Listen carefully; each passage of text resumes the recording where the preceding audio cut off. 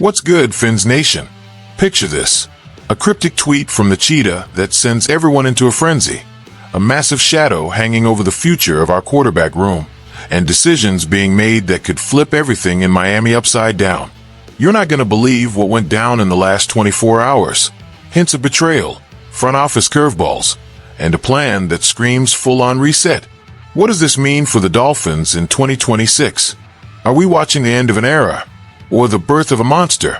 Trust me, today's wild. So get comfortable, tap that like button, and let's get straight into it. Now, what if I told you Tyreek Hill, our own cheetah, is out here on X stirring the pot with the Chiefs? Yeah, for real. While we're still trying to process the chaos in Miami, the heartbeat of our offense drops a tweet that stops everything. EB to the Chiefs. EB, as in Eric Bieniemy, the former Kansas City OC, where Hill went nuclear from 2018 to 2021, averaging over 85 catches, 1,200 yards, and about 11 touchdowns a year. Dude was different back then. But hold up, that's just the tip of it. Here's where it gets spicy. Hill made the exact same kind of comment about our former head coach Mike McDaniel, now the offensive coordinator with the Chargers. Coincidence? Or is the cheetah sending signals to his old circles? Chiefs fans are already losing their minds in the replies, dreaming about a reunion. And yeah, Hill back with Mahomes would be nightmare fuel for the league. But let's slow down. From the Miami side, things look rough. Hill's got a non-guaranteed $36 million number in 2026, and after that knee injury wiped out his 2025 season, everything changed.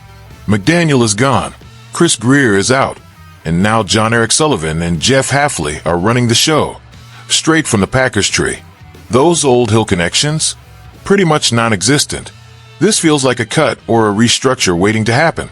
Hill would be hitting the market while rehabbing an injury that could mess with training camp timing.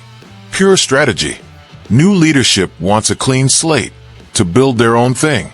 For the Dolphins, losing Hill would hurt bad. He's the guy who stretches the field and forces defenses to pick their poison.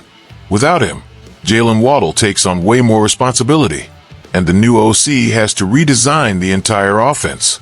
Fans are split down the middle. Some are like, let him go, he's too expensive.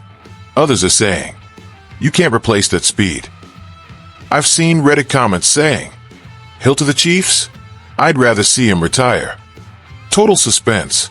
Who's really going to roll the dice on a 32-year-old receiver coming off a major knee injury? Chiefs with Bieniemy? Chargers with McDaniel? Or do we keep him and rework the deal? Strategically, though, it makes sense.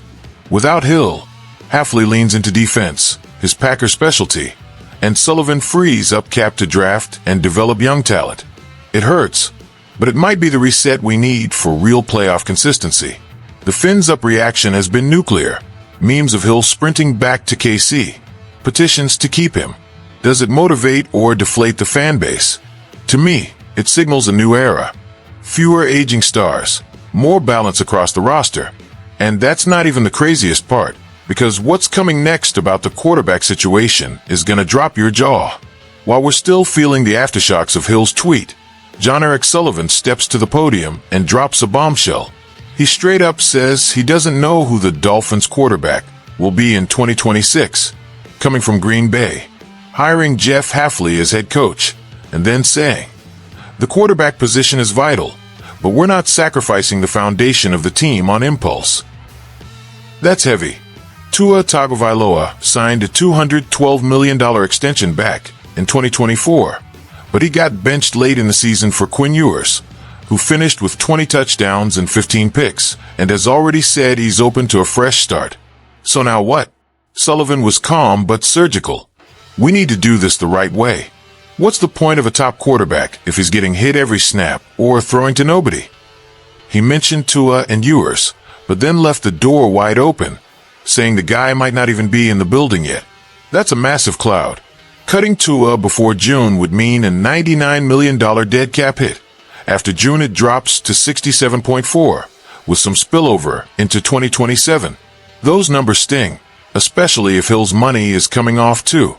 Fans are at war.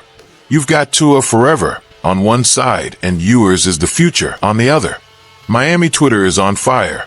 Hashtag Fire Tua trending, while others are yelling, "Give the man some help." This is Packers DNA all over it. Calculated boldness. Think back to Aaron Rodgers, sitting behind Favre. Sullivan learned the lesson. Don't wait until you're desperate to start hunting quarterbacks. Green Bay drafted early and developed patiently. In Miami, that means no panic trades, no reckless draft day moves for aging vets, no selling the future for a big name in free agency, especially when there really isn't one out there. Instead, build the offensive line, stock weapons, stack the defense, then let the quarterback thrive. Look at Buffalo. In 2017, they punted the position with Tyrod Taylor, built the roster, then took Josh Allen in 2018. It worked, and they ended up owning the division for years. For Dolphins fans, this is refreshing. It's the end of the Greer era of barely drafting quarterbacks, for in 9 years, 3 of them 7th-round flyers. Sullivan flat out said they'll draft quarterbacks regularly, every year or two, in different rounds. Just like the Packers did with Malik Willis, a low-cost pickup who became a solid backup and gained trade value. Or the Eagles with Tanner McKee behind Hurts. That's positive value at the most important position. For Miami, it means yours gets time. Tua has to prove it. Or the team can move on with minimal damage.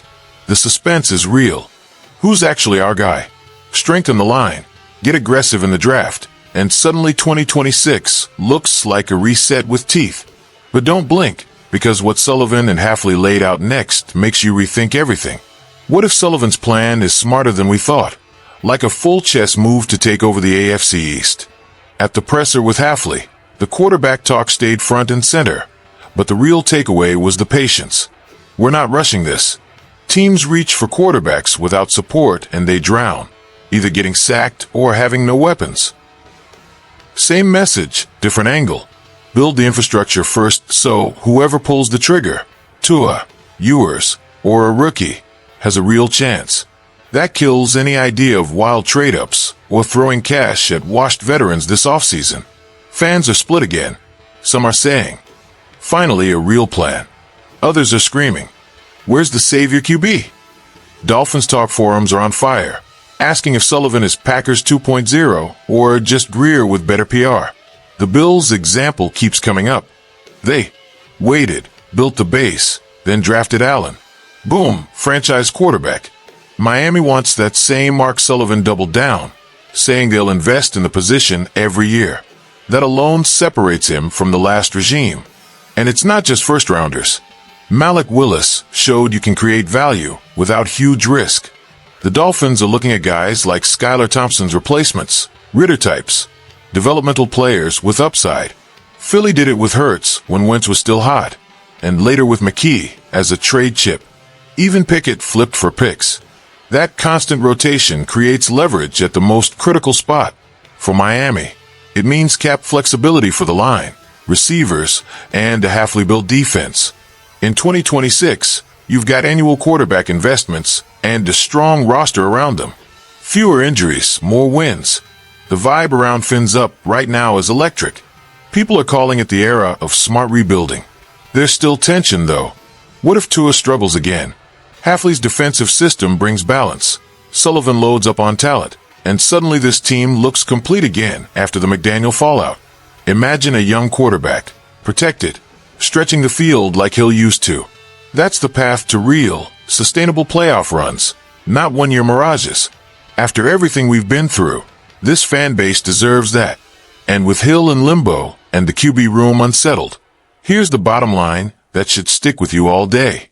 What a crazy day to be a Dolphins fan.